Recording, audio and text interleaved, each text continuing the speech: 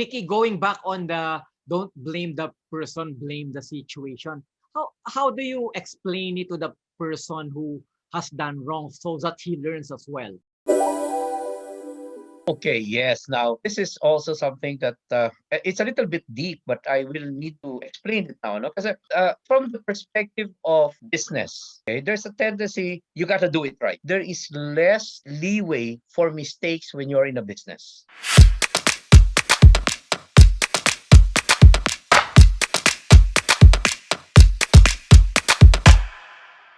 Welcome to this edition of Recalibrate. I'm honored to have invited one of the Philippines guru in the field of marketing. Our guest will share his decades of learnings on how to sell and market a product or service during the digital age. He finished MBA on Advanced Strategic Studies given by JICA. He's a certified strategic consultant given by AOTS in Singapore. He's also a graduate school professor, a book reviewer from McGraw Hill's publication. He's a trainer and specialist in people productivity and organizational alignment. He's a certified sales professional. He's a contributor writer at the Philippine Daily Inquirer and Business World. He also received a scholarship of strategic business negotiations in Geneva. He's a consultant and advisor at DTI, DOLE, DOT, DOH, and DOST. He's an instructor at the European Training Center. He's a strategic and business management advisor to regional and local enterprises. He's a behavioral psychologist and a professor. He's an emotional intelligence coach and a certified personality facilitator. He's also an author of a book entitled Human Behavior in Work, Personalities, and Leadership. Friends, let's welcome Mr. Ricky De Vera. First and foremost, yes, thank you very much for this guesting, Jovel, and I appreciate it. Maybe you can share with us a little bit about yourself and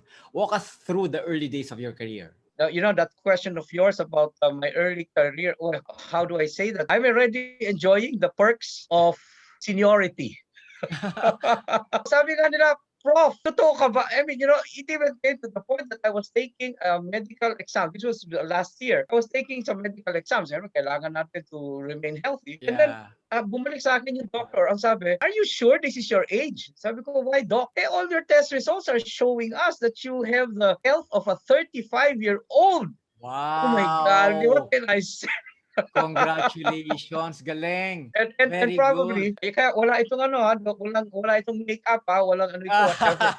And probably that's why, well, that question, Jovel, what do you that think you is the mentioned. secret, Ricky? What's the secret? I ask myself as well that my life, okay, because you were asking me about how I started, but I probably say this muna before how I started. It's been ups and downs. It's in ups and downs. It was not great all the way. Yeah. But then I Understood. realized early on in life, I realized that what is important is in what you do, you find meaning in it.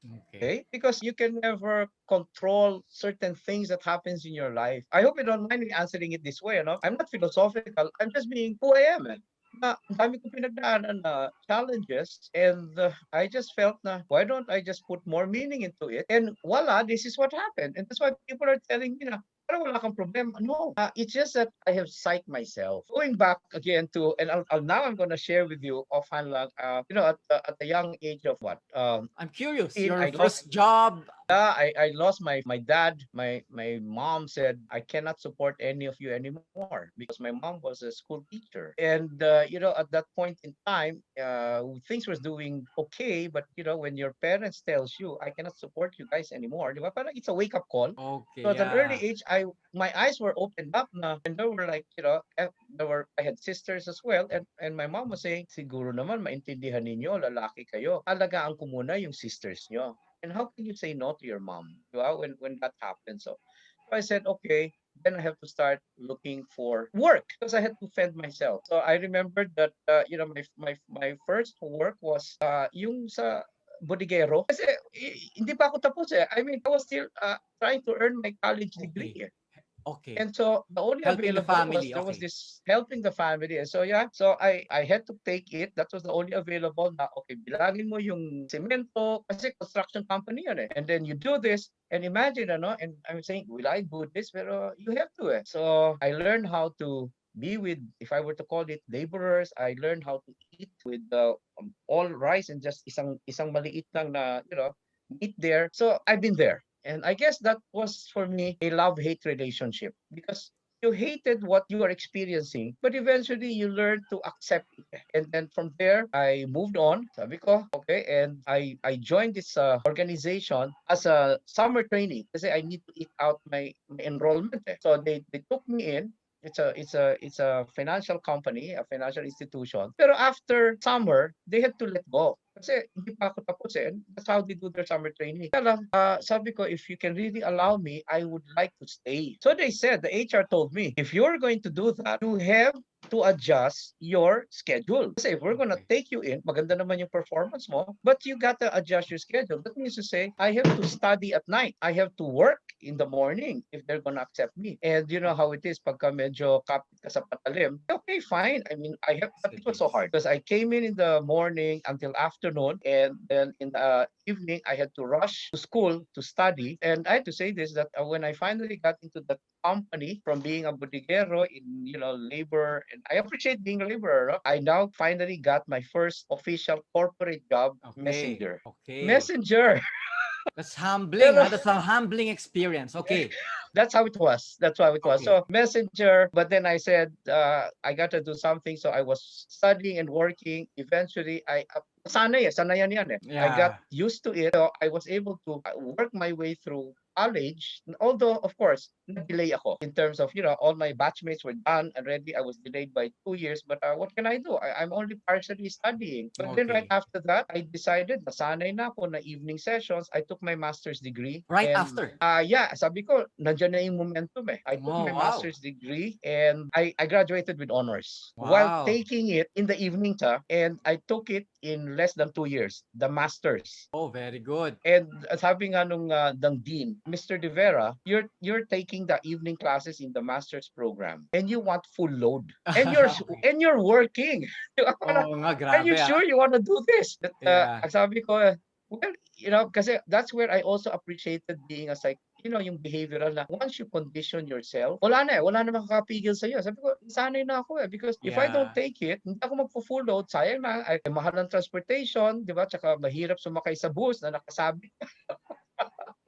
So that was the humble beginning of yours truly, Jovel. It was not easy, but I guess that's how it was. So I realized, therefore, that you don't blame the environment on what happens to you, but instead you have to ask yourself, what do you want to do with what happens to you? Did you have that rise and grind mentality early on pa lang? And where do you think did you get that motivation because of the situation? The wake up call, kasi unless my mother really called us all children, and say na, wala na, hindi, I mean, when your mom tells you, Ricky, are you still going to gagamitin mo pa ba itong shirt? And there was a shirt, it's a favorite shirt that I like that came from my ninang. And tinawag niya kami lahat, and isa-isa kami, gagamitin mo pa ito? Kailangan ba ito? Sabi namin, Mami, why? Wala na tayong pera. At that time, uso yung alloys, yung second hand na bumibili. Oh, yeah. I mean, I hope you don't mind kasi I'm already senior, but at that point, alam mong seryoso na si mother eh. Hindi na ito bolahan na. So that's why when she said, I need to sell this now. Wala na tayo. I cannot anymore give you food on the table. And that was for me a really a wake up call to say that I got to start leading my life already. Mom is going to be there, and I guess that is also the time that it was a humbling experience na I should care for my sisters. Diba? Yun eh, parang are you the eldest, Ricky? No, I'm not. I'm second to the eldest. I guess I also realized a very important thing kasi before my dad died, my dad was the one who really opposite kasi sila ng parents ko eh. My dad was the adventurous one. So he would always say, try this out. And my mom would always say, bakit? Kasi my mom is a school teacher eh, di ba? Parang, bakit? Yung father ko naman sabi, kung hindi matututo yung mga anak natin, pag wala na tayo, what will happen to them? It did happen. It did happen. So when my father passed away at an early age of my life, that I said, I remember I even told my dad, I mean, when I visited the cemetery, sabi ko, I think, Dad, you planned this eh. I mean, minsan may ganun ka, may mga moments ka na, diba, para kausapin mo yung, I think, Dad, you planned this, that you really prepared us so that when you go, we are ready. So that for me was that turning point. So yung curiosity came in early in my life. Yung realization that this is not a perfect world came in very early in my life. You stayed corporate for a long time, or you moved to being an entrepreneur or right after graduating from your MBA and your schooling? Okay. So what happened is, as I was then completing my college education, I would say I continued to climb the ladder in the Okay. corporate. I cannot let go. And it was good. I moved from one company to the other while I was finishing off my degree. And then after that, since I had that feel already of kailangan sa evening may ginagawa din ako, parang feeling ko, pag wala akong ginagawa, Wow. sayang eh. So I took my MBA and I really was able to convince the dean. Full load ako, dean, full load. So if and a full load would mean to say you are taking 4 subjects instead of 2. Bigat yun. Ang bigat nun. Okay. Ang Bigat, bigat okay. nun. Kaya lang, sabi ka nun, Dean, are you sure? Sabi ko, well, Dean, you see naman the grades. Oo nga, no? Mataas ang grade mo. Gusto ko Okay. sana sabihin, kasi Okay. nasanay ako mag-study. And Yeah. then Okay. I also then moved to corporate, and then also one thing I appreciate in my corporate naman, linipat-lipat din ako ng kumbaga, as I moved up the corporate organizations that I joined, I decided to also take something very interesting. I decided to move from one department to another. Okay. So it was not a ladder, in other words, diba? So I started with being a messenger, and then I moved on to HR, and then I was moved on to credit, and I was moved on into operations. And Okay. at that point in time, parang sa akin, why is this happening? Sabi nga ng madami, you don't have any direction. And I'll be very honest about it, Jovel. At that time also, parang, oh nga no? Kasi parang, teka muna, Okay. last time I was in HR, then now I'm with another department. Okay. Then when I moved to another company, I'm with another department. I never realized that was the good way to ground yourself who I am today. Kasi when people ask me, and people are surprised because when people talk to me, they talk to me about marketing, I can connect because I'm a marketing professor also. Kasi I Yeah. really appreciated my work in marketing. I was doing a lot of research there. But then when they also talk to me about finance, I can connect because I was also with the finance department before. And then when Yeah. they talk to me about credit and risk, I can connect to them. When they talk Yeah. about operations, I can connect to them. So they say, Ricky, teka muna, how come you know all of this? Parang you know And my everything, answer is, no? parang I've been through it. That's why I probably like to also say this. Before my label, I was known to be more like a marketing practitioner, consultant, advisor.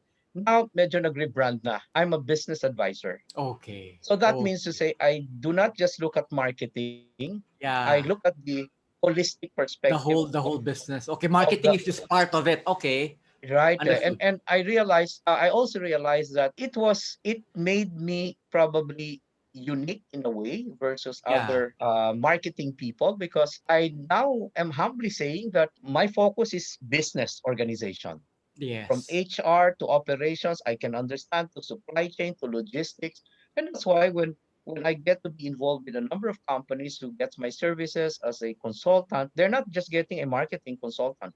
They're getting a business Yeah. consultant. Okay. Oh, If they're not just getting a marketing advisor, they're getting a business advisor. So I say, yeah. okay, that's good. We can do this from the marketing side, but what's the implication to your ROI in finance? Nagugulat Okay. sila. Wow, you Grabe. can even talk about that exactly because di ba?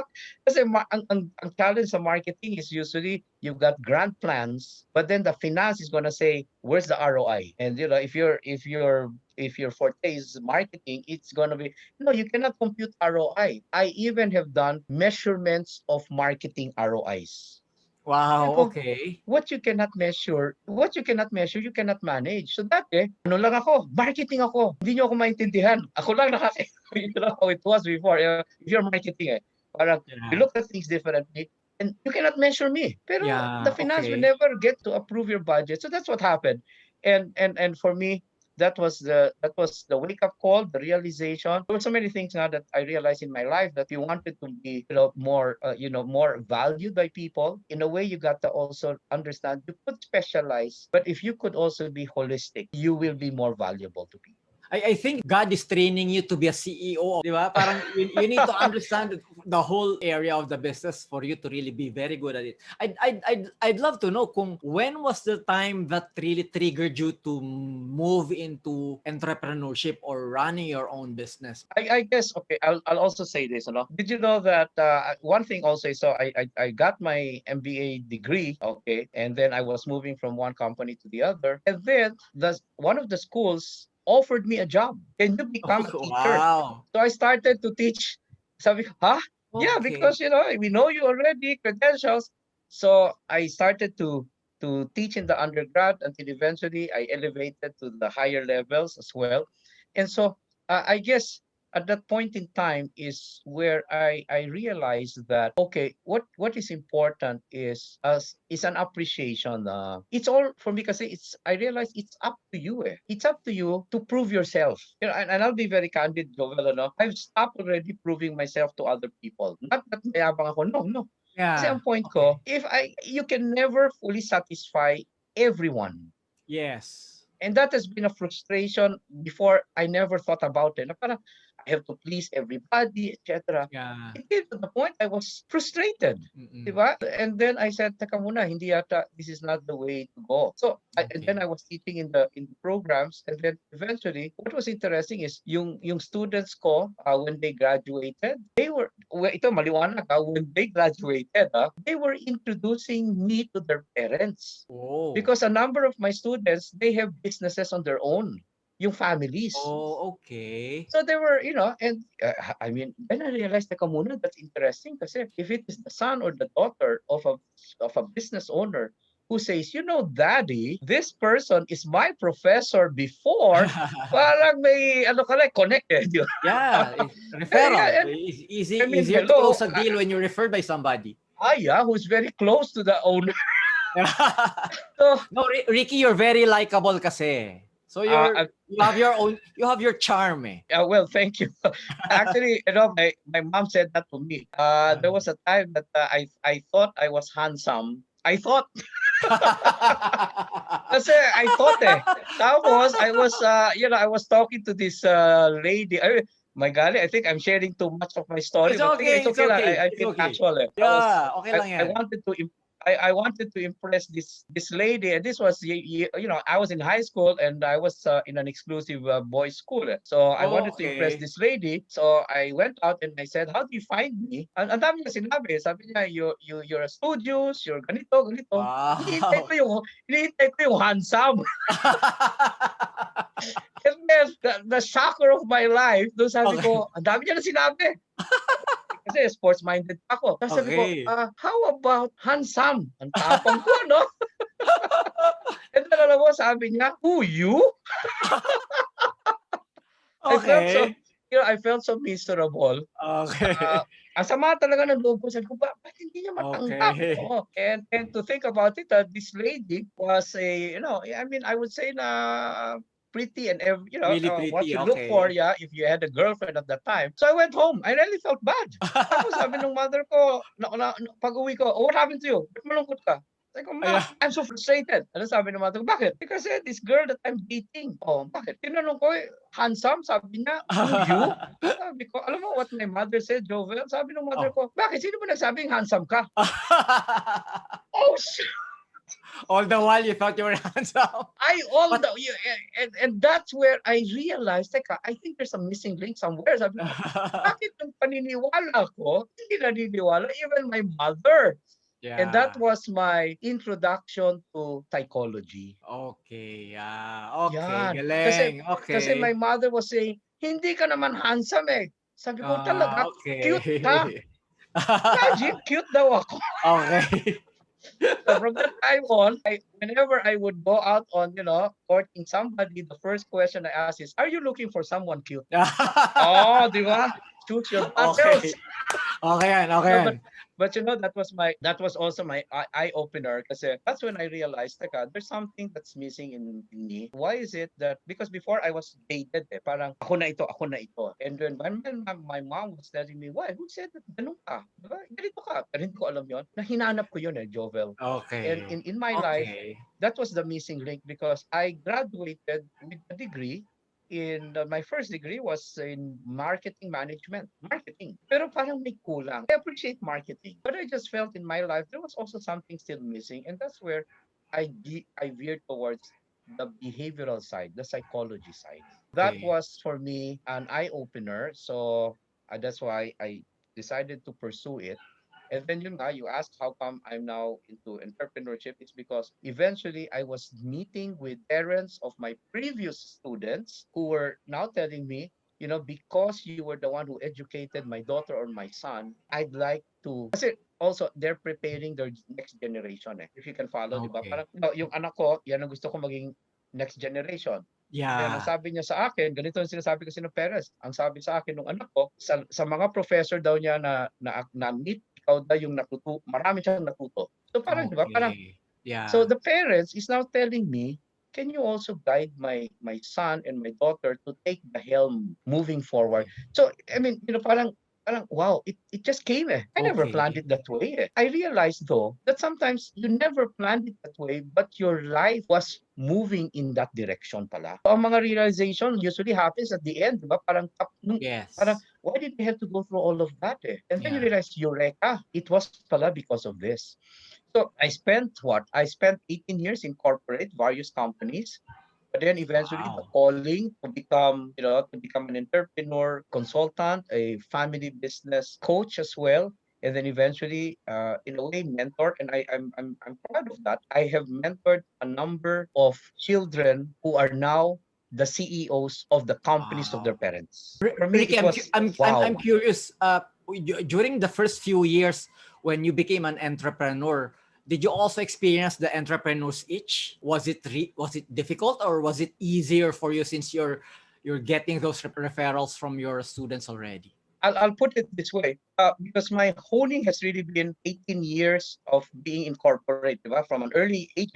After Yeah. the construction that I was a bodeguero, then I went into corporate. So 18 years I was in corporate, and I felt I understood the corporate world. Okay? And that's a very important foundation. That's a Yes. very important foundation. And then I decided to start getting more involved with entrepreneurs. Because for me, that's something new. I have to be honest about it. At that point in time, I was not an entrepreneur.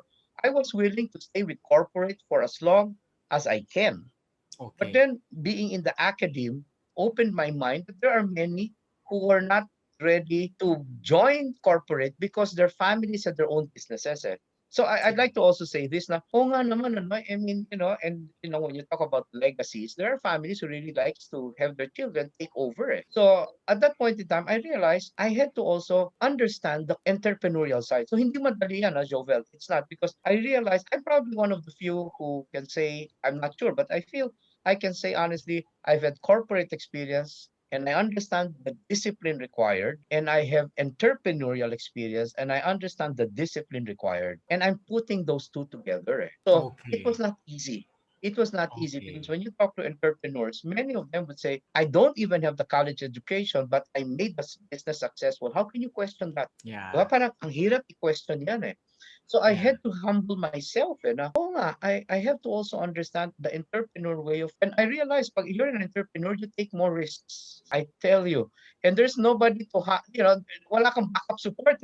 You're on your own. While in Yeah. corporate, right, you always have authority levels. You can only sign up to so much. So there's controls. But again, I realized, but an entrepreneur who also understands the corporate side and the corporate to understand the entrepreneurial side, that's a good combination. I would say that that's a good. So it has actually been a journey for me to see both sides, and now as I'm sometimes even called an advisor already, and yun nga, mentor. Now I Yeah. really understand the mentorship because I was also mentored. I Okay. guess it's so hard to say you're a mentor until you have been mentored. And that's why when I talk to people, I tell them this is how I was mentored. Nagugulat sila. Ganun Yeah. pala ang mentoring. Sabi ko, yeah, it's different from coaching. It's different from counseling. And that's why when companies or people talk to me and they say, I have a concern, what can we do? I tell them, okay, you have choices. Do you want me to act as consultant for you for that? Do you want me to act as a coach for you for that? Do you want me to act as a counsel, a behavioral psychologist for you for that? Do you want me to be a mentor for you for that? Nagugulat sila na, I never knew that there were so many choices. So I go, well, it's because I've been through them. I've been through them, and Yeah. that's why. And it has happened also, Jovel. It has also happened that some people will talk to me, and this is what they want. But inquisitive kasi ako as a psychologist. As I probe more on other Oh aspects, I yeah. eventually say, to be honest about it, that is what you want, but that is not what you need. Okay. Yeah. And I give them the logic behind it plus the psychology behind it, And then they begin to appreciate, where did you Yeah. get all of this knowledge? Sabi ko, it's experience and a lot of failures. And Galing. that's where I got my wisdom. Yeah. Ricky, did you have kids during that Yeah, time well, when you worked with when you became an entrepreneur? You had kids already? at that time, yes, I had kids already, but eventually I also had another, because I wanted a daughter as well. So eventually, but yeah, I had kids already, and I guess that's another story also that's very interesting. Yeah, kasi it'll be Uh, tougher kasi if you because have kids. Yeah. And right, you're venturing into and something new. I the thing, yeah, that's true. And I had to I realized also, that was, sabi ko nga, I've written so many books already. I've written a lot of talked about it already a lot. I realized also that one thing that is so important for me is choices. Meaning to say, you give yourself choices and you give people choices. Sa akin, napaka-important nun. I guess that's what makes it also so significant. And we all have choices, and it was a choice. I mean, I can never say because of what I did, I'm blaming myself. That's also one thing I realized. Alam mo, very humbling talaga experience to be a behavioral psychologist also. Kasi you get to see the other side. You become more, I will not say emotional, you become more sensitive about the emotions and feelings of others. That's why, Okay. yeah, sabi mo nga, Jovel, di ba, parang when I hope, when you talk to me, medyo magaan loob. And that's what many people really say. I don't push too hard Yeah. because I need to balance the sensitivities.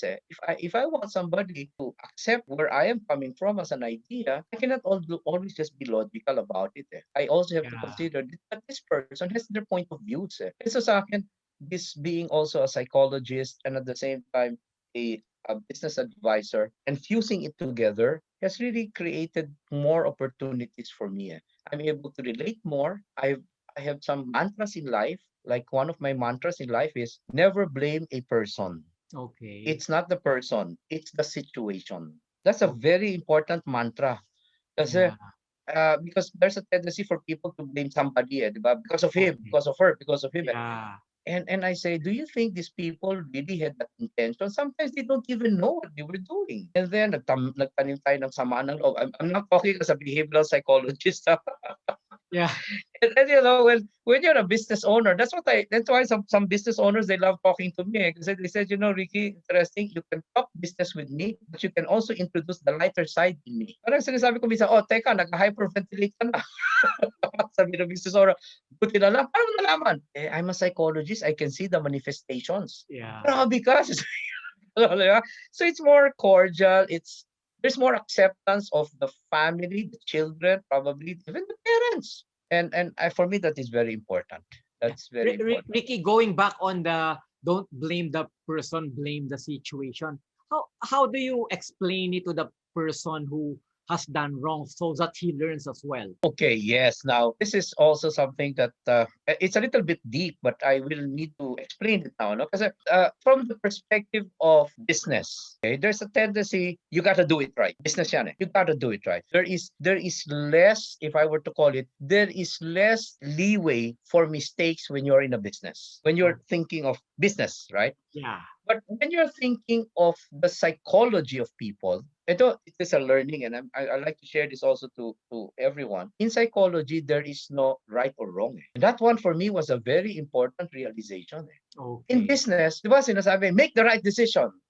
That's the wrong, But when I was into the psychology side of things, and I was talking to my professors, and I was doing my dissertation in psychology, and we were doing research, there was no right or wrong in psychology. It is about appropriateness. And because of that, I therefore realized when I am in front of someone who makes a mistake, I should first understand where they are coming from. Our tendency kasi is to look at what happened, and then based on that one, make a judgment call. And then I understand that in business kasi, you have to make those judgment calls. But when you have the psychology side, you get to be more discerning. Parang, why did he do it that way? That person was listening to me, but nagkamali yan, right? And one thing that I also realized, but although I still have to manage myself, sometimes I get to be reactive. But now I am more conscious. Hold on, don't react, respond. Then I start asking this person, ano ba nangyari? Ba't ganyan? Di ba? Nasabi ko na ito. And And what am I trying to do? I am trying to put myself in the shoe of that person. Because I Okay. realize if you suddenly become too emotional because of situations, people will not open up anymore. They will, Yeah.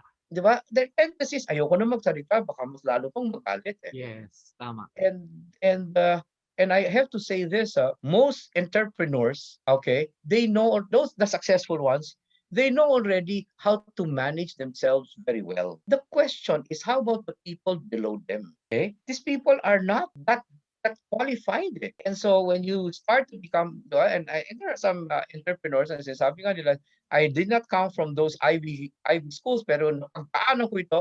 And sometimes sumisigaw na sila. And I say, okay, sandali. But of course, I also know the rules of engagement. Never interfere with an entrepreneur in the heat of the battle. Marami akong learnings.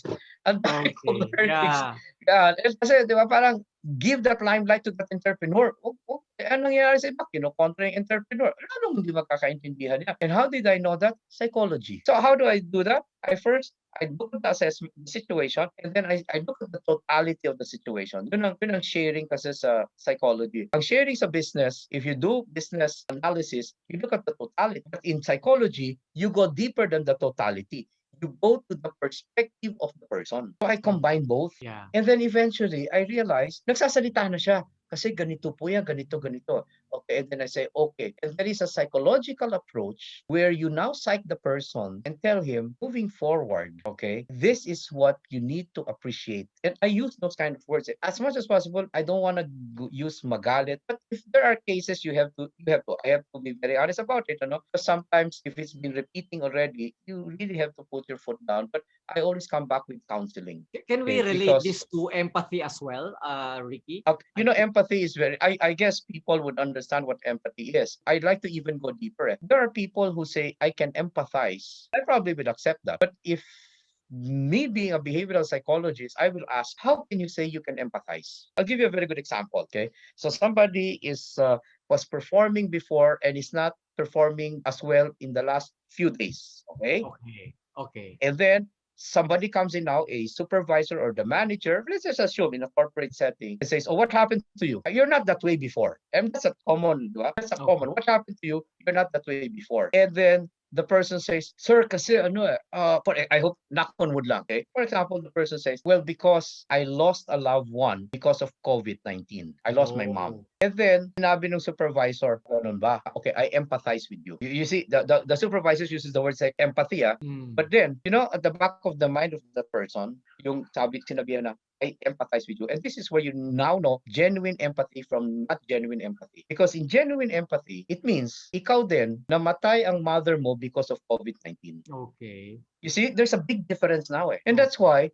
I keep on telling people, can we be more careful on using the word empathy, empathize? Kasi parang ang gusto mo lang sabayan yung lungkot niya, pero ginagamit mo empathy. Pero pag binalikan ka niya, bakit sir, namatayan ka na rin ba yung mother mo because of COVID-19? Paano pag sinagot mo hindi? So you cannot empathize with me. Okay. And this is what I'm telling people. We have been using words as if they're a dime a dozen. And that's why it doesn't work now. Because of this pandemic, people are more sensitive. They really ask the question, bakit sir, naranasan nyo na rin ba ito? Hindi pa.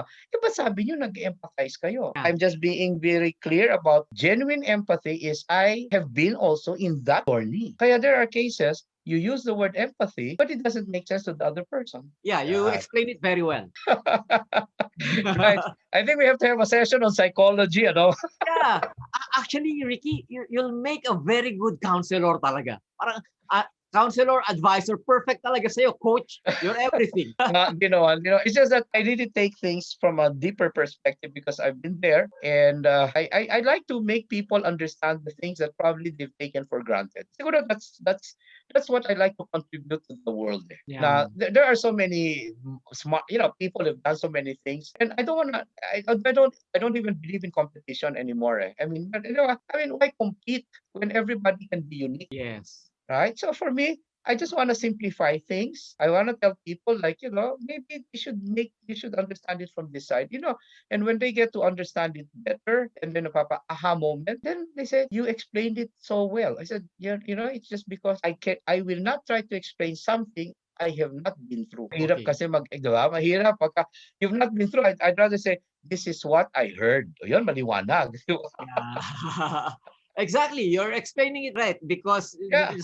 that's the way Gary Vaynerchuk explains it. I'm talking deep from my experiences in the theories or anything. That's true. That's true. And I guess that's why I would always say this, that there's still so much for me to learn. Yeah. At my age, there's still so much for me to learn, and that's what makes life Yeah. exciting for me on that I'm, side. I'm just like you. I continuously educate myself. There's a never ending learning. And I guess that is really there's also something I'd like to share on that one, Jovel, because there was also now I'm also saying this, please know the difference between learning and knowledge. Okay. Yun, ano yan, when I talk to people about that, what is there a difference between, that's what sabi ko, that's the reason.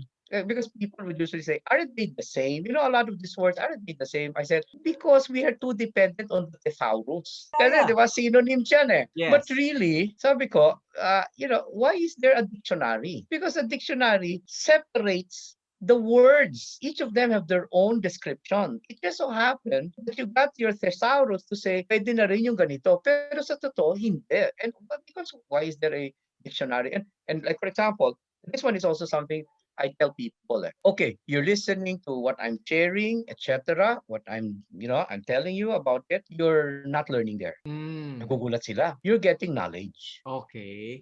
Okay? You're hearing it from me. Yeah. But if you don't apply it, you will not learn. Okay. Malaking, and then I remember people saying, sir, totoo, sabi ko, basahin nyo ang description ng knowledge and learning sa dictionary. Ang knowledge, hindi mo pa na-experience, tinuturo sa'yo. Okay. Ang learning, you learn through experience. Oh nga, sir, no? Exactly. So, these are aha moments, di ba? Parang, oh nga, no? Yeah. Oh, di ba? And we're hearing a lot of people saying, I've just been through a learning session. How can you learn when you have not yet practiced it? You've been through a knowledge session.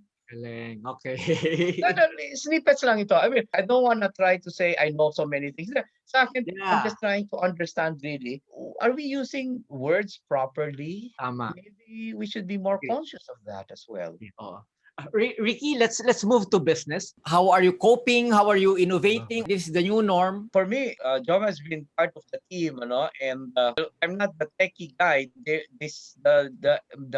Joma is the techie guy. Yeah, me and my brother. Yeah, the two of us. Yeah. It's been interesting because eventually people are beginning, and in my case, we had to of course do a transformation, and the way to go now really is to embrace technology and online and a lot more.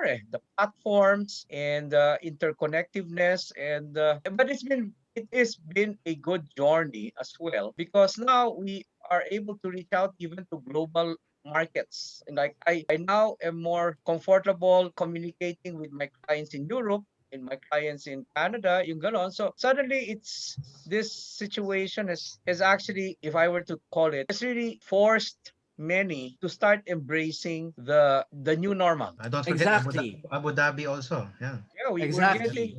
we're getting what do you call that, invitations from Australia, from the Middle East. I've now new clients from North Europe, Finland, Sweden, and I'm surprised because they said, we were just taking a look at the internet. This is what we were looking for. Your name pops out. We're getting in touch with you. So the world. And I remembered, you guys were also talking about, how you were bringing business to that platform that I guess several years back, parang, is it really going to work? But it is. This is the way to really go. And Yeah. and it's safer, I would say, at least from that perspective of the pandemic, but I know that there's still so much. I guess particularly, the Philippines, kasi we're a little bit behind relative to the internet connection. I think it's the connectivity issue. Yes, we still have issues on infrastructure. Right. But it's good that you have Joma with you, kasi on the tech side of it, you're the brains and everything, and you cascade everything to Joma. You really need the help of a guy who can take care of all the technical stuff, kasi you mentioned we need to embrace this and take advantage. I thought nung una, sabi ko baka I will not close as many deals or market myself very well, but it turned out to be for me, a lot better like this because I can do a lot of things in a day. No more traveling. No more need to, diba? Yeah. And I think also for your team, you may need to start setting up and investing on mga equipments pang streaming and pang video call. Actually, what I'm doing now, Ricky, you Yes. can some part of it you can replicate in what you're doing. Kasi Really? you're the guru and the way for you to scale is to really maybe initially to invest in some cameras and some technologies and apps that you need to subscribe on. Your expertise, you can even run a whole conference just by video streaming. So there's a way to do that. You don't really need to travel around, but you need to have the tools to execute and deliver and to help you. No, you need these tools. So si Joma, alam niyan. Alam niya yan. Yeah, actually Joma and also my other son, si Rico. And it's interesting because even my daughter, who already has graduated, is into social media. So she's the one who gets to attend like what's the latest with regards to social media, and then she's into the creative side. She's So, graphic artist. you're right. You can do, Oh, very good. Graphic artist yan right? And then sila Joma, they're trying to, well, there's been some bits and pieces, but yeah, eventually to scale up. And I was telling them, honestly, Jovel, I think where I'd like to concentrate on is my wisdom in terms of experience relative to, for example, strategic way of doing things, and now I'm even doing executive classes on disruptive approaches in strategy thinking, and I feel good about that. Then I reach out to sila Joma, because I also appreciate and I understand I have parameters I have to work on. I cannot be good in everything. I have realized that I have to be very humble to say I technology, they're probably a lot better than it. So why do I have to, right? So it's collaboration.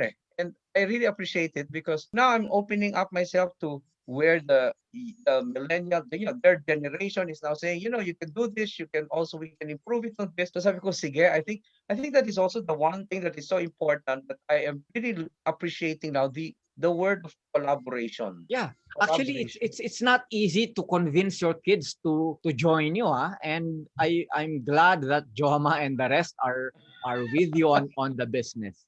Yeah, right. Si Joma kasi he's been doing actually e-commerce already. So he has his own company and he's doing that e-commerce already. And so he was the one who told me, Dad, I have clients all the way in Brazil. Sabi ko, buti ka pa.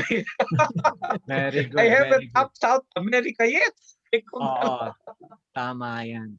Yeah, so this is great. This is wonderful. It's good. It's nice to catch up and to see where else we can move forward, even also on a collaborative basis, and of course learn from each other as well.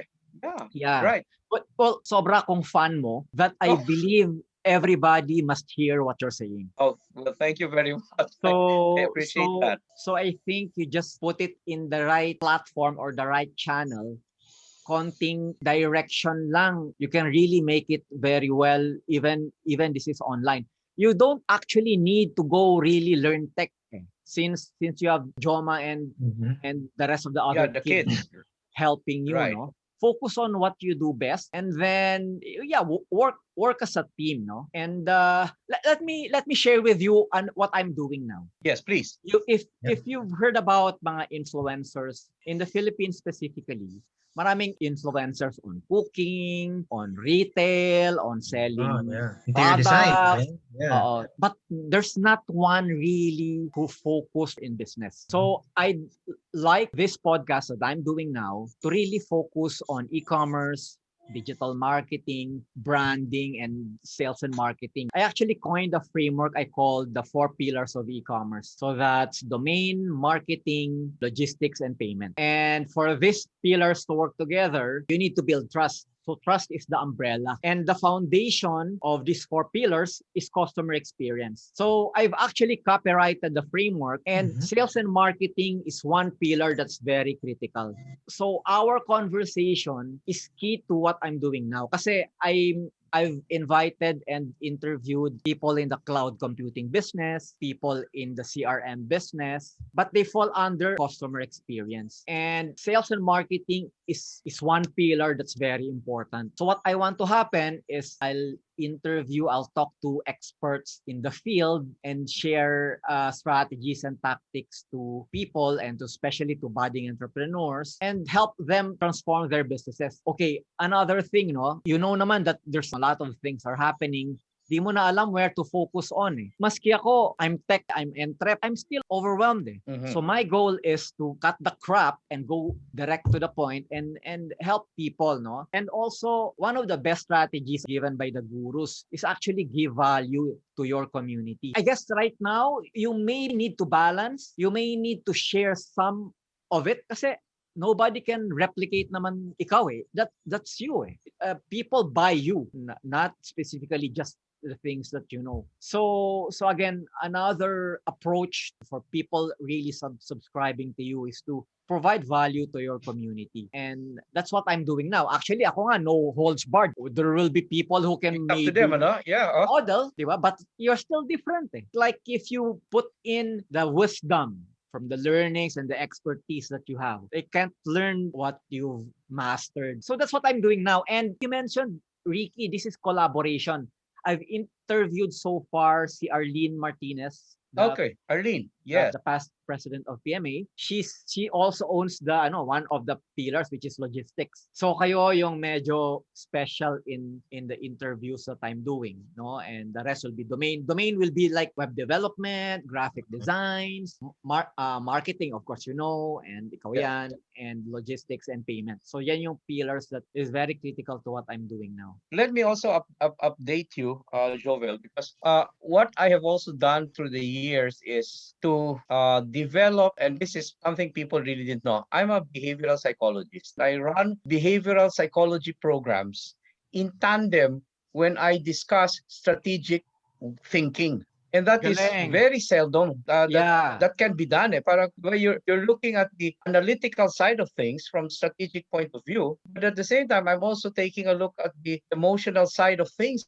And that's why when I now share to people, they always say, parang nakikita nyo yung 360 degree. And I say, well, that's what makes me different, I guess, because I'm not just focusing on that side, I'm also focusing on the other side. And that has actually helped me in this pandemic because many companies are looking at it from how do I bounce back? How do I want to strategize? But then I always say, but how about the emotions of people? Because what is very critical right now is they call it the mental health, but actually it's the psychology side. So that's something that I'm now doing a lot more like, and I'm getting even government agencies like we do webinars, 3,000 in the Zoom. Wow, ay sabi ko nga, nagulat ako eh. Tools now, and even teachers are saying, sir, kailangan namin ng support. So, and then it's nice because I can talk to the admin, make them understand the personal side of people. And for me, it added really a different way of looking at things. Because when you look at just from one side, parang, okay, I know that already, but how about the other side? So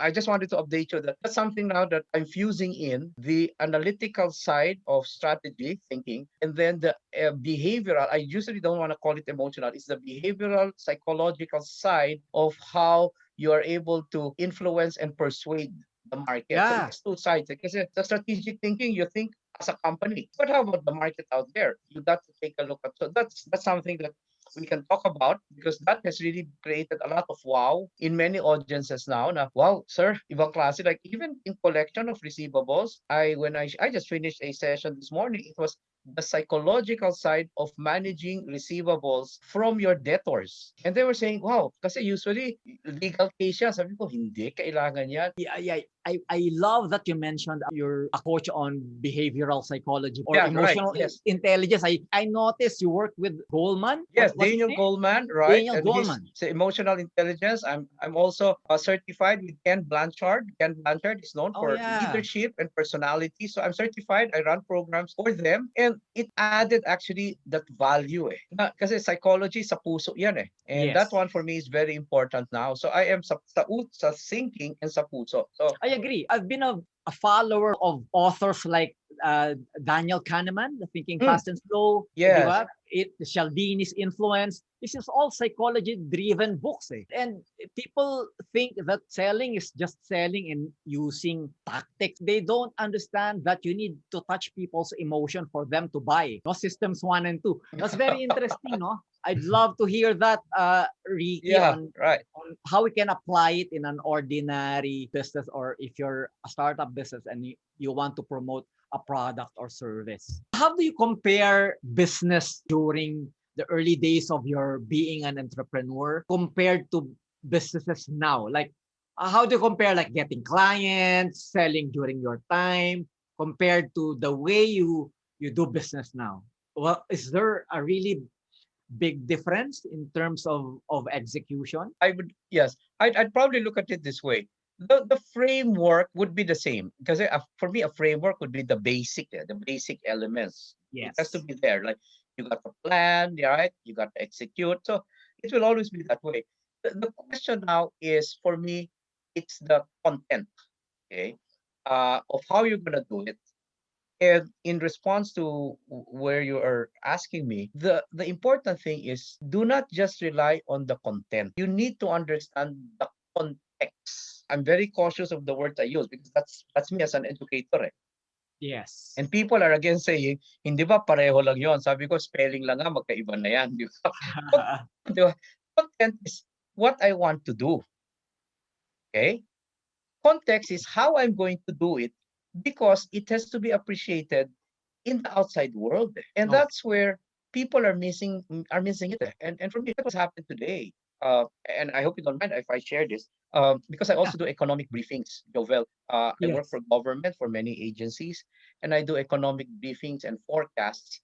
And I remembered in December of 2019, last year, Last year. Yeah. I had a lot of interviews on media, and a lot of companies also got my services for the forecast of 2020. Okay, because before you do your planning now, it's better to get a forecast. And they were asking me, how do I see 2020? And my answer is this one: disruptive. Oh, okay. And I'll tell you, they were shocked with that statement. Even the people who were interviewing me, magazines from abroad, and they were interviewing, say, Professor, you're one of the few who says it's disruptive. But many are saying it's going to be a good year, because we're coming from 2019, all of those things. It's going to be a positive year. The momentum is going to go there. So why are you saying that? That's what they explained to me. And this is in response to your question, Jovel. I told them the only thing that I really know about the future cannot be the same as the past. Okay. It cannot be. Because change is the only thing permanent. Yeah. Change is the only thing permanent. So the way I see, and this is also something, because I have what is called foreknowledge. Not foresight, foreknowledge. I Okay. use that. I developed it actually. There is a difference between the two. My foreknowledge tells me that if there is a consistency of stability, the future is going to be disruptive. Okay. Okay.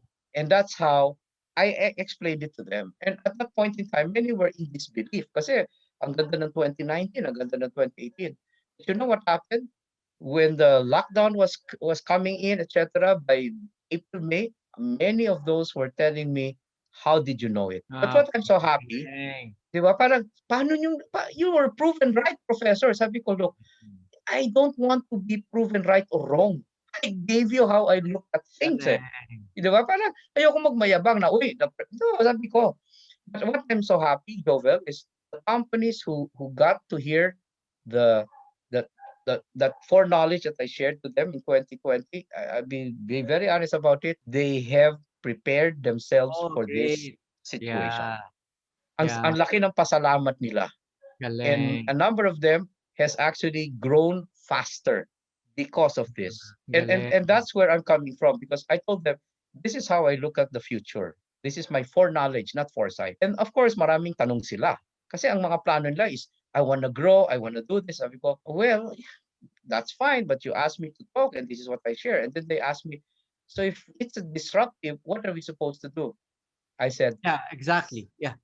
sabi ko, strengthen the organization. That's what I said. Let's strengthen your organization. And then they said, how about our growth plans? Sabi ko, strengthen before you grow. And that's why many of them, let's strengthen. And that's what we did. In the first 3 months, we were strengthening. So when it hit the pandemic, they were strong. Yeah, okay. Right? Diba? So I am not a fortune teller. I just wanted to say Great that. to hear. I didn't know that. Ang galing. Yeah. And that's why ang dami talaga bumalik na, Professor, can we get you next time to tell us what 2021 will be? So Ricky, is there actually a way to future-proof yourself or future-proof an organization? I would say there is. And you know, when you type it in, I guess in the internet, there are so many ways to prove, you know, future-proof yourself. It's just a question of how you're going to do that. One thing is very important is it's a paradigm. It's a paradigm that if your paradigm is history will not repeat itself. That's a very strong paradigm. And number two is that because of that, we got to probably relook at what we're doing. That's again a very strong paradigm. And so the question then is, so how do we future-proof ourselves? That's because I have my own strategy on how to future-proof. And when I share that to people, they're really surprised that should we really do it that way? And I said, you know, why are you so afraid when everything is about risk? That's also something that I keep on telling people now. You do not go for stability in a future that is full of disruptions. Okay. And of course they say, but how can we grow? See, you want right away to grow. You're missing the point, and that is what? How strong is your organization, right? So I mean, it's reflecting back on what we are missing, and sometimes when we're so positive about things, we miss out on a lot of things. Okay, knowing that the future will be disruptive, do you suggest that the startups take it easy, or can they continue on being a risk taker and still move on? And what do you think are the startups doing wrong in terms of starting a business? Okay, well, this is just from my point of view. Many of those who are starting up, when I ask them why are you starting up, they say it's a trend. I said, okay. So if it's a trend, so what are you trying to tell me? Well, I hope you don't mind. No? Wrong Kasi answer. I just be very honest about it. Diba? Kasi ang point ko, pag yan ay trend, huli ka na. Yeah.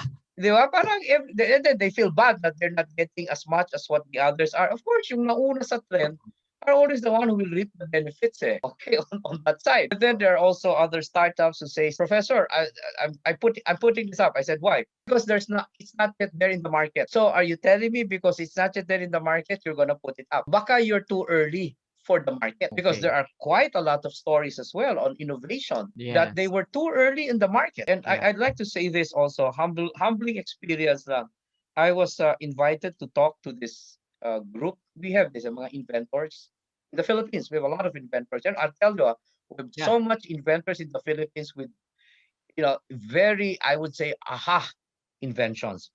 So I was asked to speak to them, and there was like several batches. These are really professional, you know, inventors talaga. And you know what was the topic all about, Jovel? What they asked me to talk about? How to make their inventions successful in the market. Imagine, sabi ko, touchy topic yan. Pero sabi sa akin, sir, pero ang dami nilang invention, hindi ma-market. I talked to them as well, and you know, they're so brilliant, so innovative. But then I realized, like, hold on, I just wanted to make it clear. Are you happy to just continuously opening up a business? Yan ang tanong ko rin sa mga entrepreneur. Because really, I mean, opening up a business, nobody's going to stop you. But what do you want to do about that business? Because if you want to grow it, that's a different story. If you just want to open and sell it, that's a different story, right? If you want to open it and then you want to pass it on to your children as a legacy, that's a different story altogether. So what I'm sensing now, kasi, is the up and coming entrepreneurs.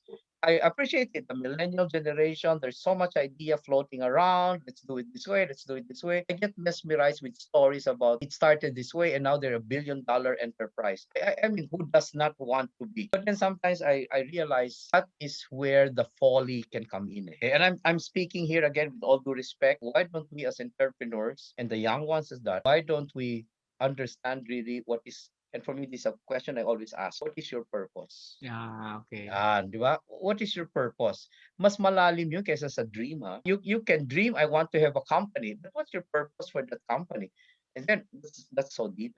And that's where I'm able to guide the younger entrepreneurs now. I cannot kill ideas. I will have to understand your ideas. But let me put you in a perspective where I will probably ask you to rethink, is that the way you want it to be? I guess that's my purpose, to guide. Okay? To guide. And I'm happy that many of my students, they have the successful businesses. They have a lot of things that they're doing. They're very proud of it. I mean, and I just want to say, Jovel, Yeah. two of our senators right now were my students. Two of them. I want to say the name, pero baka kasi sabihin na namumulitik ako. But I remembered these two. Kasi like one of them was telling me, dito na-touch talaga ako. Okay. Sabi niya, in the academe pa yun, nung ako yung professor. Kasi I was a bit, so pumunta siya sa akin. Sabi niya, Prof, in my life, kasi I was kind of challenging them. I challenge people. And I think I was the professor na talagang challenge this person, who's now a senator also. And sabi niya, Prof, the challenge sabi ko, you're gonna make or break yourself, not me. Ganun ako magsalita eh. You owe it to yourself, not to me. Okay? That's why, if you don't want to, but fine. The challenge siya. And sabi nga ng mga professors na iba, hindi nagbago. But sabi ko, everybody can. Anyway, he told me, at the end of the course of that, sabi niya, Professor, I'll be very candid about it. Kasama niya yung girlfriend niya at the time. Sabi niya, in front of the girlfriend. Artista ba? Ay, quiet ako! Ay, nako ha. Can I keep quiet? Okay. Anyway, so Okay. ang sabi is, before I only respected one person in my life, my father. Now, I respect two people in my life, my father and you. Wow. And for me, it was a moment. Di ba? Parang, wow, I am here influencing somebody. And that's why when this Yeah. person, and then, Exactly. as I told you, there's two of them in Senate, when this Galing. person won, ako unang tinawagan na, I was still in class. Nag-text sa Galing. akin, Professor, I won. Sabi Galing. niya. And I remember there was a time that I saw him with other senators. They were being interviewed in one of these hotels. Tumaway lang ako sa kanya, and then tinawag niya ako. And then I was introduced to all the other senators, and in front of the media, this senator said, he is my professor. So, Wow. paano ka ba namang hindi, di ba? Parang wow. That's so inspiring. Grabe, galing. It is very inspiring. I tell you, it's been ups and downs, but eventually you realize, kahit man lang konting, if you're able to guide people, influence them a bit, you will have a meaningful life eh. Nakakatuwa yung ganon. It's basically what you're talking about, knowing your purpose in life. So when you mentioned about knowing your purpose, I remembered the book by Viktor Frankl, The Man's Search for Meaning. Very critical that you know exactly what's your purpose in life. And just one other thing also I'd like to share. In one of my classes, another senator, but this senator passed away na, attended my class. So this was the third na on my list. Wow, okay. But this senator was like, I would say, 15 to 20 years my senior. Wow. Senator, okay, comes to my class and then sits in front. And lahat nag-uusapan, senator yun ha. Senator na siya ha. Ano na siya, kumbaga, senator na natapos na yung term. Okay? Yeah. Okay. So, nag-enroll. So, everybody was looking at the senator. I was also looking. I was flabbergasted na, wow, naka-enroll ito sa subject ko. So, you know what I said to the senator? Senator, it is my privilege to have you in my class. Sabi ko yun ha. And all the students were all there listening. Alam mo sabi nitong senator, and for me, this is a humbling experience. Alam mo sabi ni senator, in front of all the students, Professor De Vera, it is my privilege to be in your class because I know I can also learn more from you. Paano ka ba namang hindi mahahumble sa mga ganon? Galing. Paano ka and that senator has passed away, but she is I would say she's a very famous senator, and I hope you don't mind if I say it. It's Senator Shahani, Leticia Ramos Shahani. Oh, okay. I mean, hello. I mean, I respect that senator. For her to say that, talagang, alam mo, Jovel, nangliit ako. Sabi ko, oh my God, are these the people that are showing me how to become modest and humble? And then she looks for you. Yeah, I was really surprised. Nagpakuha pa ng picture. Galing. Dapat ako magpakuha ng picture. No, sabi niya, it's my privilege. Can we have a photo? Oh, okay. So I'm trying to resist. Jovel, joke lang ito. I'm Yeah, trying to resist stardom. yeah. Okay, yan. Yeah, Yeah, yeah. you have a lot of inspiring stories na I'd love that I'm hearing it now. Yeah, I mean, these are things that I usually don't write in books, or I don't really share this in interviews, but I feel so casual with the way you're asking me these questions, and I feel it's good because you're putting me in the right mood to be able to share it. Diba? Because sometimes the interview is so, parang so straightforward, and yeah, I'm gonna answer it that way. But yeah, and that's for me is an approach. You want people to Yeah, really open up, be more casual. we want to learn from you. I mean, your experiences and your insights on business. That's what we want. I don't want. I watch a few of your videos, and I actually don't want to ask questions that they were asking you already. Yeah, right. So that's why your questions to me is quite different. But yes, that's what I said from where you're coming from. That is before and today different from the perspective of entrepreneurship. Yes, I would say so. The basics is the same.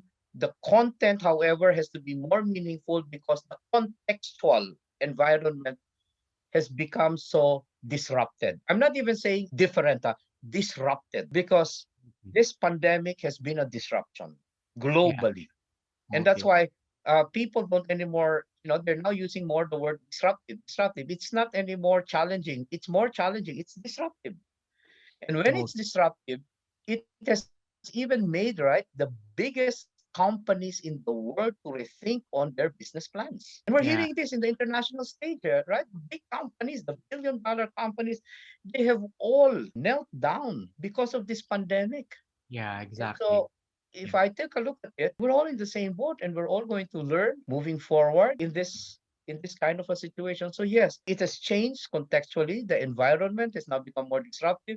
It therefore tells that would-be entrepreneurs would have to really, and I always say this, I do boot camps or with the mga would-be entrepreneurs. It's a boot camp about philosophies, No. and I open up their minds there in what do you really want, what do you really want to achieve? And it's a humbling experience that many are saying, Prof, because of that, you have guided me better in where I'd like to go. And and for me, those are the things that I bring into the to people who would like to be guided, because it's getting to really be a very disruptive world. But I see it from not a positive, not a negative. I see it from a meaningful perspective. Because imagine if we already know what will happen in the future, how boring life will be. Wow. Yeah.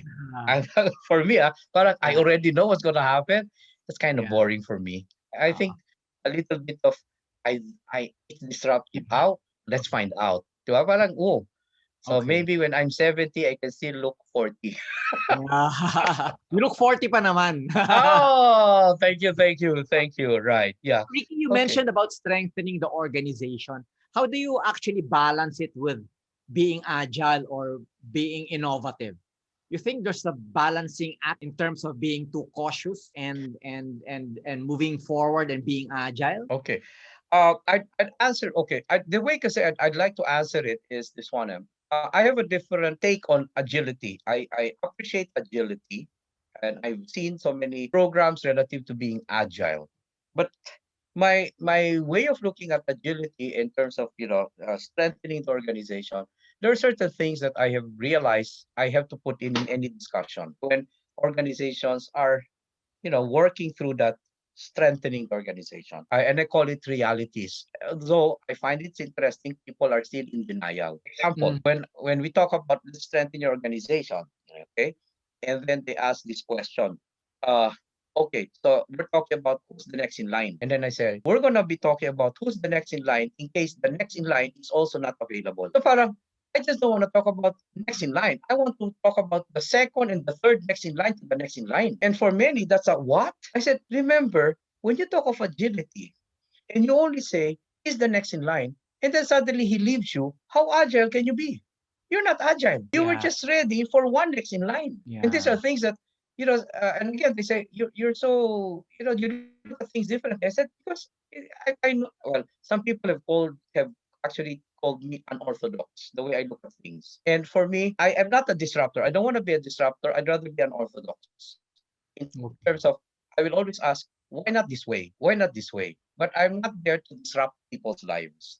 Okay? But that's what I'm saying. Number two, I tell them, unless somebody owns the company, that person will always be an employee, right? And when you're talking of organizational, strengthening, you got to remember this: everyone is a free agent. Then they say, "Oh, nga, no." I mean, so these are the things that I say that when I talk about agility, we are open to that. Be open also to lose your best people. So I have principles that I use when I talk of agility, because many times what I notice about the agility programs or concepts, and again, I mean, I respect different concepts, is, get them ready for the position, build their career. But I always say this: you can build their career, but you can never own their life. That is the frustration of many companies. Yung hinanakit nila na, we gave him the opportunity, or we gave him the opportunity. She was moved from this department to this department, and then all of a sudden, magre-resign. And then they tell me, bakit ganun siya?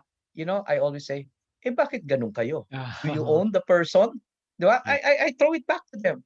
Do you own a person? And then they say, well, hindi naman. Exactly. It's as if you want to own the person, and you're going to get frustrated. You will never be agile. Again, this is my own way of looking at. That's why I have an agility program, which is a little different from the other agility programs. Okay? That's why some people say, agility, alam ko na yan. Sabi ko, but this is my principles. O teka, bakit iba? Sabi ko, well, why? Is there a patent on agility? There's no patent there. So everybody can come up with their own program. For me, this is my agility program. Okay. And I've seen that because when I was in HR, also in my corporate life, I realized some of the best people in those companies I work with were the ones resigning. The ones that we were giving opportunity were the ones resigning. And then why? Yung gusto namin mag-resign, ayaw mag-resign.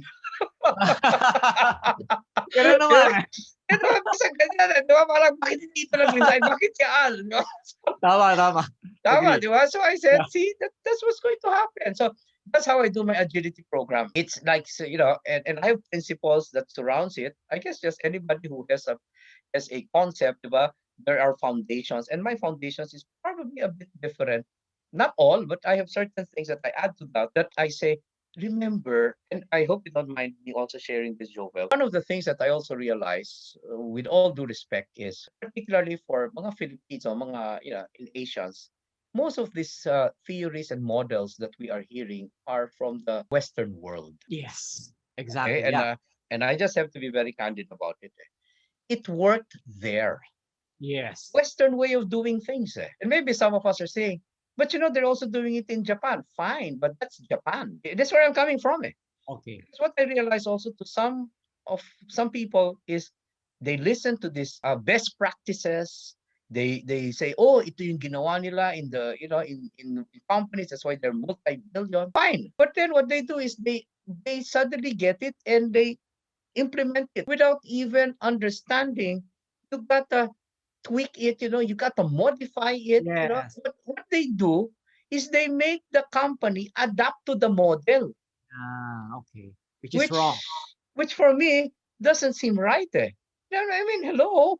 Remember, those concepts came from the company forming those kind of models. Yes. That's why it worked for them. Then you're listening to it, ang ganda ng story, and then you bring it here, you read the book, and then you implement it, and then you want your company to adapt to it. Because I don't think that's the proper way to do it. I feel you're forcing, and that's why I also heard this. Many people in companies are saying, kinakabahan po kami pag nag-attend ng international forum yung boss namin. Sa ikaw, why? Definitely, pagbalik yan, ang dami na namang ideas.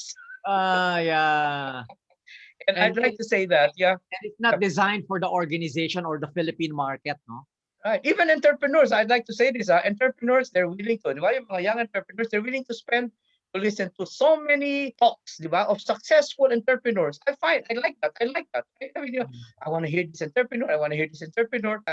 And that's very interesting. And I appreciate that. Sabi ko, but remember, when you go back to your own business, to your own business model, you have to ask yourself the question: is it practical?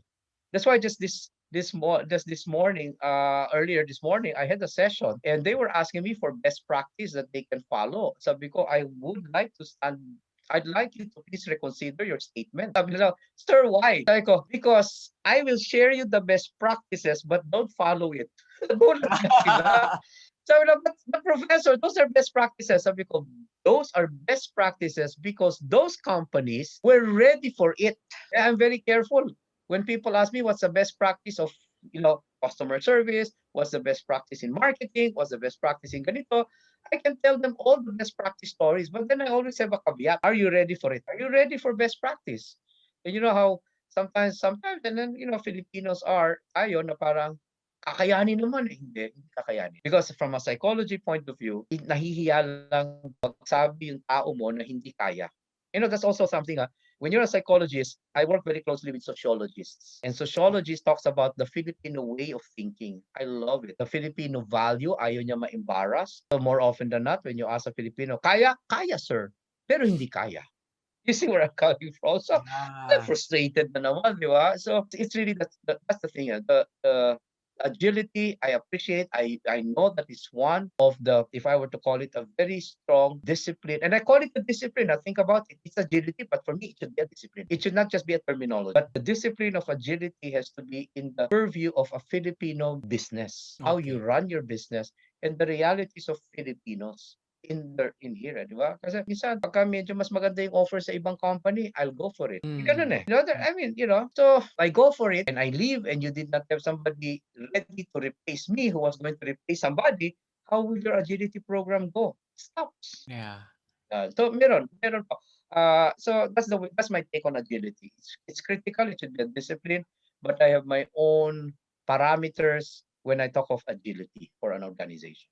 Okay. Ricky, you do consulting for organizations, and if there's a case that you know that they are wrong in the way they deal with people, how do you tell it to them in such a way that it won't cause conflict and they won't dislike you? So that's a very common issue, I'm sure, if you're doing business coaching to larger organizations. There's going to be a lot of sensitivities in that kind of a situation. And, if I was not a behavioral person, I'd be a bit more frank about it. But being a psychologist plus working with government for 18 years na pala. Yeah, wow. I've been working with various government agencies for the last 18 Grabe. years. I learned a lot also in government. And one of them is my answer to your question, diplomacy. Okay. If you're going to break a news to a higher up, to an executive, to the management, you have to remember diplomacy. And that one, I learned that not because I was a psychologist, and I'm up now, I'm still serving a number of government agencies. Lagi ko naalala dun eh. You gotta be diplomatic because when you're working for government, you serve the people. Again, maybe, I don't know, some people are saying, imagine, sir, you even have government experience, so plus your psychology, and sabi ko, it happened that way. So that's how it is. So I never, I deep inside probably I would say to myself, they're not doing it properly, but I have to respect that they did it already. So I gotta be diplomatic in the way I'm going to present it. And I guess what's also important is because, I don't know if it was in my profile, I was thesis advisor and I was thesis chairman. Okay. If you are into thesis, you gotta convince the panel. Yes. Right? And if you're too strong, you're gonna fail. Yeah. Yun then. And for me, again, that's a learning. Imagine, I was trying to work my way through college. Eventually, I became a professor and then thesis advisor and thesis chairman. Sometimes I try to ask myself, I've done all of those? Wow. Galing. And so I guess that's how I will answer it. That's probably the way I look at it. I will never fault people for what they have already done because it's been done. I'd rather we move forward and let's learn from what we should have done better. That's how I'd like to look at it. And that's why probably people say, Ricky, you have a way of saying it na alam namin sakit, pero you said it in a way we can accept. And that's why we're more open to listen to how you're going to, share to us. And and for me that was again a very humbling experience. Entrepreneurs, I appreciate that. Multinationals listening to me. Multinationals are listening to me. I mean, they're all over the world, but they get me to attend their sessions with the regions, and I appreciate that. I guess we can discover more from ourselves if we really are clear on our philosophy and our purpose. Dagdag ko pa yun, philosophy. Dalawa, very important. Yeah. What's your philosophy and what is your purpose? Galing. I remember Rick Warren was talking about your purpose, right? Yeah. Driven purpose life. sa akin idagdag ko, philosophy mo. What's your philosophy? Okay, galing. Malalim. Yeah. Ricky, maybe you can share with our listeners, what's your biggest mistake being an entrepreneur? I would say when I was into corporate also, I realized there are certain things that because I was in corporate, I became this way. So I was like, this is my discipline. And so when I was trying to become into entrepreneur, I had a hard time. I'd like to say that even being in corporate, sometimes you have to look at it from two sides. What did I learn and what did I miss out? Okay? And why is it that when I'm now working with entrepreneurs, I had to have challenges? It's because in corporate nga, the thing is we have authority levels, we have people to back us up, diba? We're working as a team. So there was a bit more of comfort blanket. Then when I talk to entrepreneurs, when I was an entrepreneur, I had a difficulty of should I take the risk? I wasn't used to taking risk when I was in corporate because there are so many guidelines, diba? When you work in corporate, there's so many parameters, there's so many regulations. You know, you're stepping on, if I were to call it tender hooks, parang binabanle ka lagi. When you're an entrepreneur, you're on your own. So I would say it was also important for me to have a corporate experience because when I became an entrepreneur, I realized that at least I had the discipline of being organized. I had the discipline of looking at things from a corporate perspective. And this is what is being missed out by many entrepreneurs. Like they ask me, Ricky, what's the real process of budgeting? Hindi ba basta may pera ka, gamitin. Sabi ko, no. There is what is called budget allocation versus budget utilization. So these are like foreign to entrepreneurs. Parang may ganun pa ba? But then I said, but this is very important. So I guess from all sides, I would say I had failures on all sides. And the realization is that I had to be more open to understand that any decision I make is going to be a risk decision. When I eventually moved to becoming an entrepreneur, I would say that I also had business ventures that did not fly. That did not fly. Yeah, it And it happens. was Yeah. and it happens. And it was a learning experience to me. And I remembered 'cause I was doing also programs for DTI, Department of Trade and Industry in their training center, and I was handling the program for export marketing. And one question that I usually ask at the start, it was like a 5-day session. Ang dami nag-a-attend, I'll tell you, is why would you like to go into export marketing? Yan. Why would you like to go into that? And the common answer is maganda po kasi ang kita, the profit. The Okay. profit is there, di ba? Etc. Okay. Then I said, okay, that's interesting. Now, how many of you have experience in exporting? It's my next question. And in a Okay. class of 50, mga dalawa lang ang may experience sa exporting. Oh, wow. Okay. 48, walang experience, ha? Walang experience. Sabi ko, this is interesting because you want to go to export marketing because you want to earn right away. But if I ask you, do you have experience? Only two has asked experience and it wasn't even successful. So sabi ko, teka lang, sandali, I tell them, It's a I feel, disconnect. may disconnect yan eh.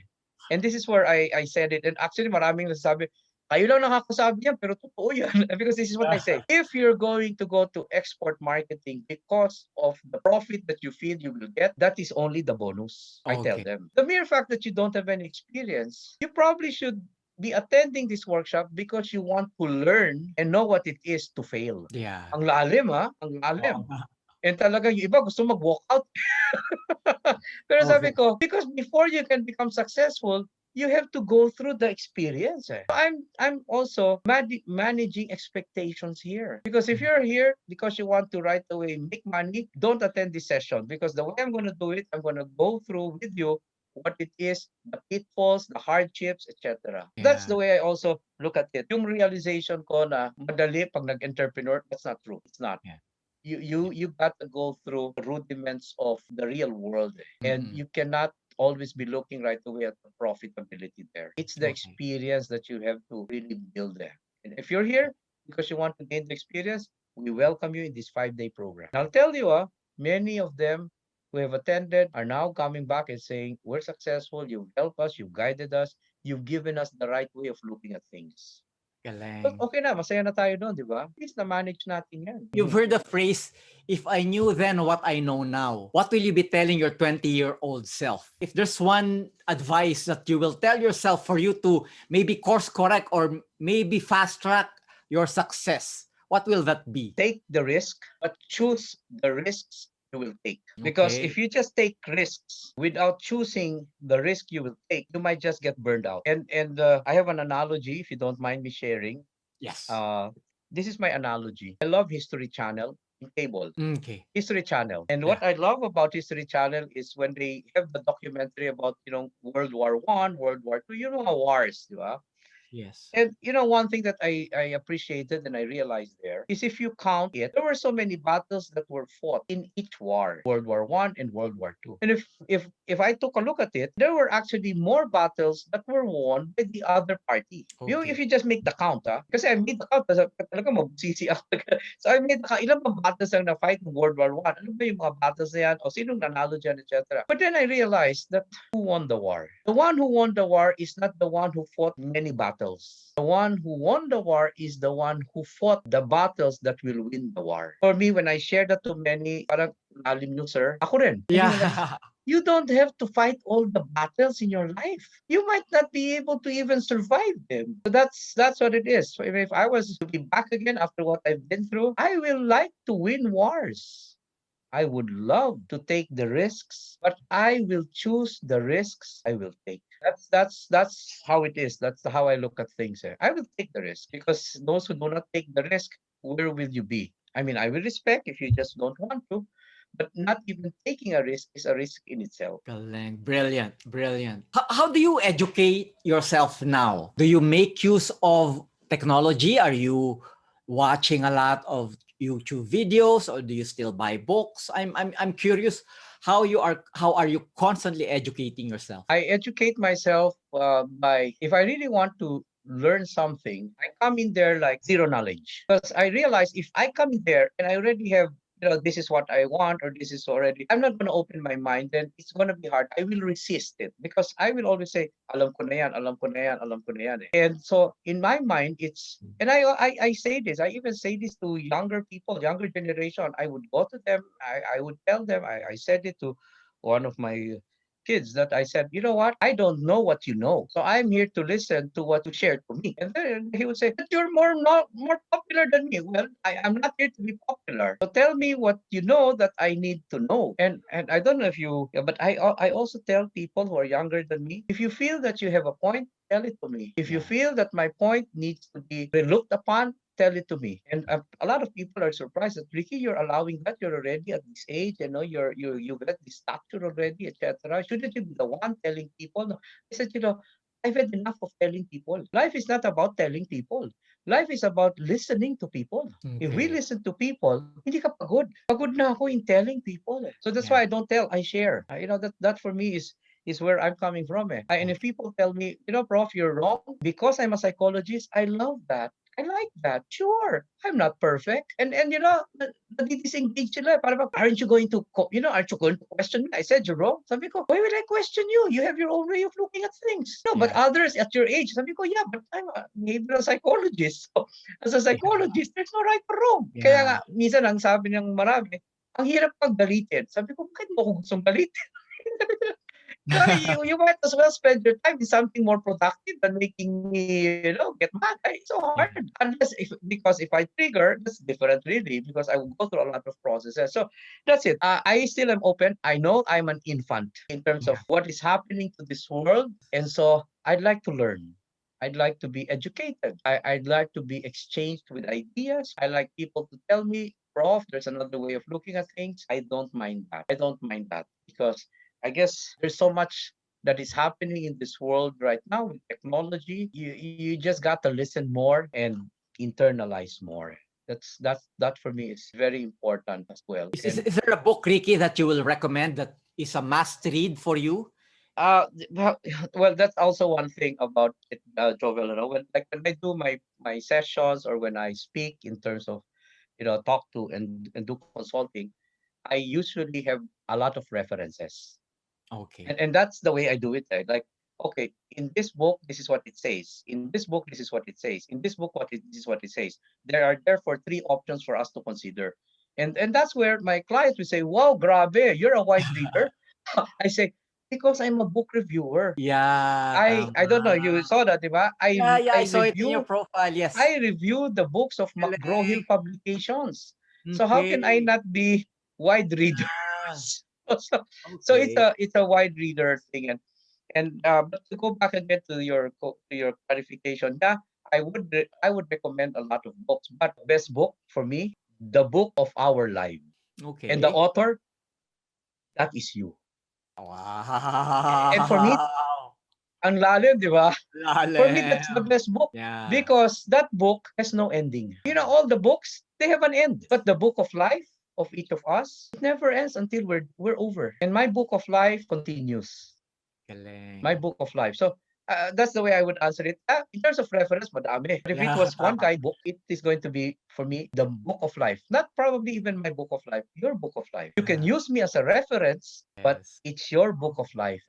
And I really would like to encourage everyone to write their own book of life. That is Okay. how you will find your uniqueness in this world. Ricky, share with us naman your secret. What's your average day? Do you meditate? Do you regularly read newspapers? What's your average day? As over the last several years now, I have gone into more of, when people ask me that, I say it's very fluid. And before, I tried to compartmentalize it, like, I do this on this time, I do this on this time, I do this on this time. But I realized also something, and again, this is me, and I mean, I respect what others would say, because I have accepted already that life, the world is disruptive. That's me. I accepted it. It's a disruptive world. So one thing I also learned is this one. If the world is disruptive and I try to compartmentalize myself, I am contradicting the disruptions in the world. Medyo malalim na naman sa people really when they hear that, ano, pakiulit, Prof?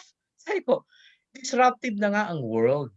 Tapos what you want to do is to put organization in your life you are going against. Again, pero sabi ko, that is the way I look at it. Oh, sige, Prof. So, how's your life? How's your daily life? It's very fluid. I realized because I go with the waves. Yeah. If I go with the waves, and that's the reason why, one of the sports that I would like to go to, but I don't think I will have the time, surfboarding. Oh, wow. Surfboard o Yeah, yun talaga. Yeah, kasi I've seen a lot of it already, and I have some friends who were inviting me. Then one time I was really seriously watching it. Sabi ko, tinanong ko, what makes the thrill in it? Sabi nila, because you wait for the waves. We're not happy with the small waves, huh? We wait for the big waves. Sabi ko, di ba nakakatakot yun? But the thing is this one you wait for the big waves and then you ride on it. You don't attack it. Di ba ang ganda nun?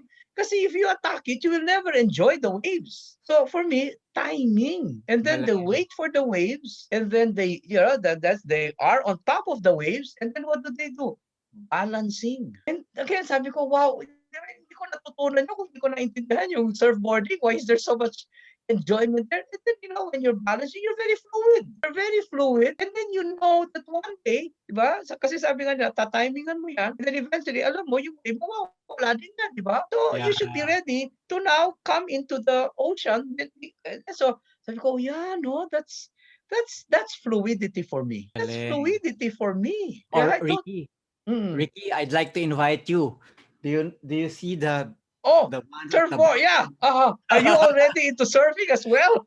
Yeah. So maybe when you have time, you Oh, join. I mean, sabi ko nga, now I understand. Unless you understand, you never know why people are thrilled with something, why they enjoy something.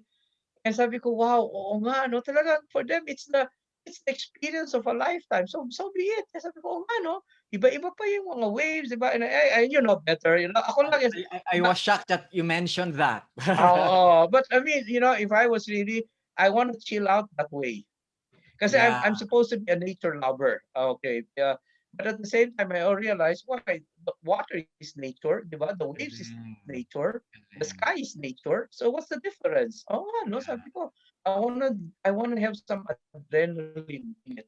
Yeah, ako nga, I wish I learned surfing way back. Sabi ko naman, ang problema, if I started like when I was in high school or college, baka di ako nag-graduate ng college. It's so addicting. I guess so. You don't want to I guess leave. so, no? You don't want to leave the beach, no? You always want to surf. Yeah. It's Right. a And I different guess that fulfillment. fulfillment. Yeah, it's not just excitement. I mean, excitement for me is an Yeah. emotion. Fulfillment is much more than that. Yeah. And that's why I realized many of our and if you don't understand that, of course, there's always danger there. No, but why are you doing it when there's so much danger? It's because of the fulfillment that people get on doing that as well. And Yes. that's how I see. That's how I explain fluidity. That's how Yeah. fluid. Galing. That's Galing. why Galing. it's Perfect it's very example. hard. That was my example there. I don't know. The next wave might be higher, okay, or maybe its velocity or the wind speed is gonna be different, diba? Ganun eh. So Yeah. I cannot, parang ang point na, ito rin na sinabi, I don't know if you will agree, sabi rin ng mga kaibigan kong surfers, Enrique, you cannot be choosy with the waves also. Because if you're going to wait for the perfect wave, baka hindi dumating yan. Yeah, exactly. Exactly. You gotta just Sometimes you say ride na, even the small waves. oh, right. And then I realized, oo nga, no, if I become too choosy, I might miss the boat. The boat the Yes. boat eh, 'di ba? Parang Yeah. I want the steamroller ship but wala, hindi dumating pero may boat na dumating, eh, 'di ba? Where do you wanna go? To the other side. Okay na 'yan. At least I've experienced it. Yeah. So that's me. My life, my day is quite fluid actually. And to the Galing. point that because of that, there are cases that in 30 minutes time or an hour's time, I get somebody texting me that are you available because there's something important I need to talk to you about. So that's how fluid my life is, my day is. And I work around it. I Yeah. work around it. Pero kung sasabihin ko, kasi may nakaset na ako na schedule dito, parang I appreciate that also. Again, I like to make it very clear. If people feel uncomfortable in fluidity, I will understand. It's not easy. But for Yeah. me, it's got to be fluid. And for me, fluidity is still a discipline Yes. because I have come to the point that there are cases I really tell people na some people na, you know what, I really would like to have this session with you, but there was somebody who came in like a week earlier. If you're willing to, I can have this after this. And I guess it has come to the point that there are people who now really understand and they say, sige, Ricky, I will adjust because it's you I want to talk to. Minsan it comes to the point already that there's mutual respect. Kasi kung hindi ka ma-respect ng tao and you have fluidity, magulo buhay mo. Because you Yeah. will always give in to everybody's request. So for Yeah. me, my fluidity is, I also put my foot down when it's too tight and I say, but I explain, look, if we do it this time, I'll have more time with you, and I think that's very important. So again, being diplomatic, and they will agree, and they Galing. will agree, and I would tell them, and I'm not, minsan nga nagugulat yung iba when I say, and I'm not the only consultant, or I'm not the only coach that you can talk to. But you know what? Sometimes they say, hindi, pero iba ka eh. Dahil when I talk to you, napapaha mo ako eh. So sige, kailan ma-available? O sabi ko, okay. I mean, I'm just saying that sometimes, if you have reached that point where people already respect and understand what you can contribute, they will value your time. So, my good friends, I hope you were able to pick up some ideas from where I'm coming from. What do I provide? I develop programs for building the competencies of people. Okay, and when I talk about that, it could mean management, it could mean executives, it could mean employees. Okay, I also get involved in terms of providing strategic planning programs. I guide organizations on that one. I also do economic briefings for that matter because that's very important when you're planning ahead. I also, because of my background in OD, organizational development, I work closely with a lot of HR in making them understand where the owners would like to bring the company as well. So I also am a facilitator in that perspective. So I make the different departments become more corporate in appreciating where their company would like to be brought by the owners. I also do mentoring. And mentoring is like if there are people or like if you want your son or your daughter to be your next in line, we mentor them. And as I mentioned, I have mentored quite a number of this second and third generation who are now at the helms of some of the biggest businesses in the world. I also do behavioral counseling. Okay. And that means to say we do webinars on behavioral psychology, mental well-being for people. And so I do that as well.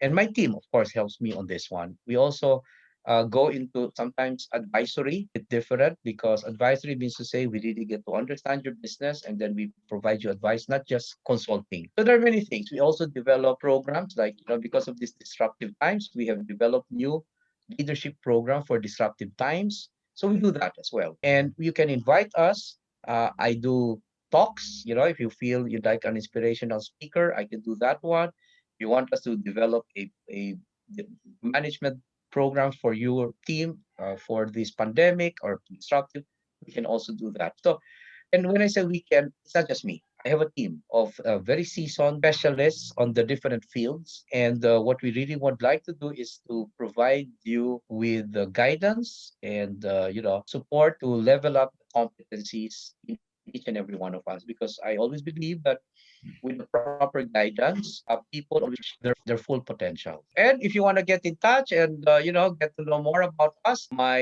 email address is rickdevera, RICDEVERA @yahoo.com. You can also search me in Facebook, Ricky Devera. I also have a Facebook page, which is Ricky Devera Official. And I just like to share this. When you type into the internet search Ricardo Devera or Ricky Devera, it will pop out there. I think around 4 or 5 pages about my team will do.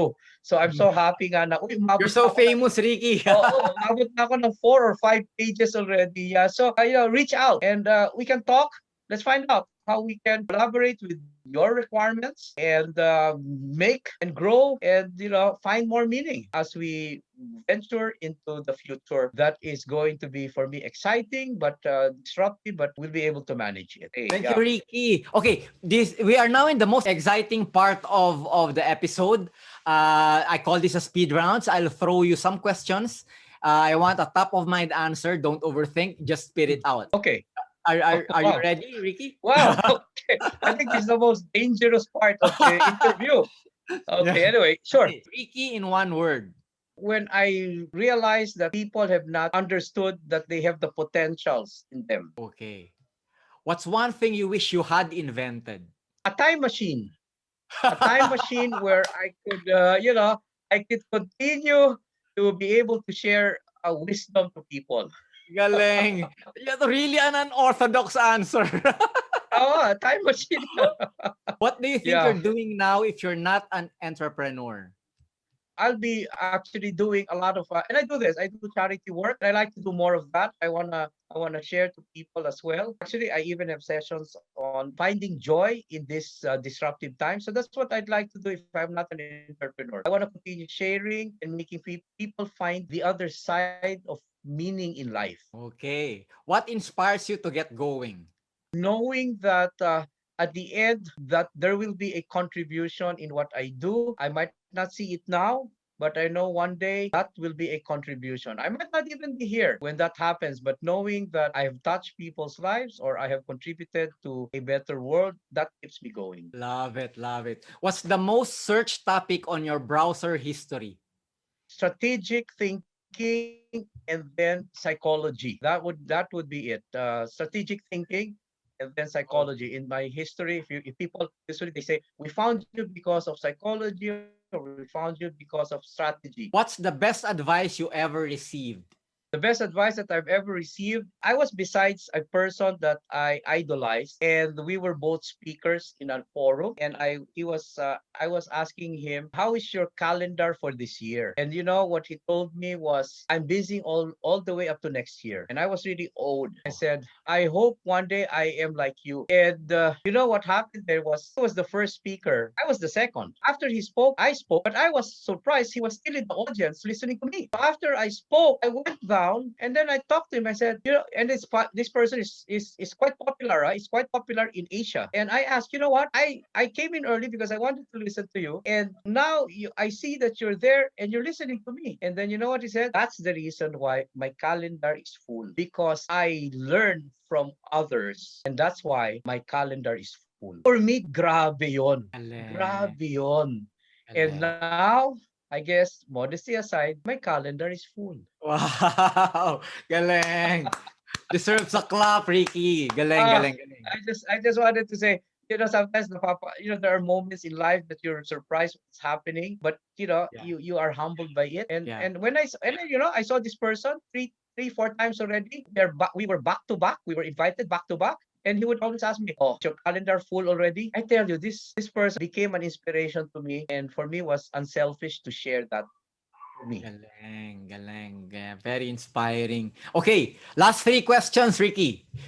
Okay. If you had 3 people over for a dinner, who would you love to have there and why? I'd love to have my dad back. I've learned the ways of the world from my dad. Okay. I'd like to have my mom back because when my dad passed away for the next 45 years of her life, she was father and mother and everything else to us. She sacrificed her life for us. And I guess those two are very, very important for me. And probably the third, if it was a person, then I'd say that, my partner in life, because we're opposite poles and we Okay. learn from each other. That's something. I realize that when you are of opposite poles, somehow it brings out the best and the worst in both of you. But that's what life is all about. Okay, oh good that Joma is here. This is the next question. Ah, What do you want your children to say about you as a dad? that I was able to make them choose their journey in life. I'd like to say that because I did not force them to be where they are today. Where they are today. I always told them, search for where you feel you are better. And that's up. I will respect it. That's how I'd like to keep it that way. And I have reached out to them and I always tell them as well, if you think that there's something in me that I did not say properly, you can say it to me straightforward. There is no such thing as father and son to me. For me, if you feel I made a mistake, tell me. That's how it is. Okay, last question, Ricky. You've been very successful and made a great contribution to society. If you were to die tomorrow, knock on wood, no, and you look back and think about your life, what would you have done more of and less of? I guess probably what I would have liked to have done more of actually is if I only knew what that this was going to be what my life was going to be, I would have wanted to do more of sharing ideas and insights and making people really understand as well that there is a better side in them. I guess that's what I really would have wanted to do more of because I come from a family of academicians. My grandmother was a principal for almost 20 years. My mother was a teacher for more than 50 years. And so for us, you educating people because you don't get paid so much in educating people, but knowing that they will remember you and you have shaped their lives as who they are today, I would have wanted to do more of that. And if I were to take a look at it, I've learned my lessons already. I probably should have spent less time feeling probably should have spent less time regretting the mistakes in my life because I realized I just spent so much time sometimes, and that was before, on regrets. And now I move forward. And I felt that because of that, I'm able to now do more productive things because I realized the past is the past. That's it. Why do I always have to bring it back? And I should have done less of that. So I could have done more quality time in contributing to this world. Because my belief is, and I'd like to say this, I have realized that we do not live in a perfect world. I've stopped expecting a perfect world. Instead, I have told myself that I live in an imperfect world.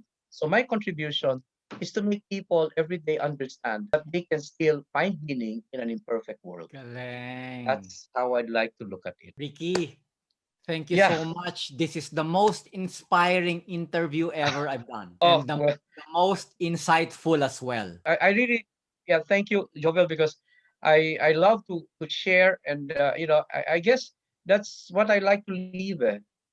Things that probably I've not really shared to people, but if I were given a chance, I'd like to. I might be thinking things differently. As I said, people tell me I'm an unorthodox. And I accept that. Fine. I mean, but I guess that's how it is.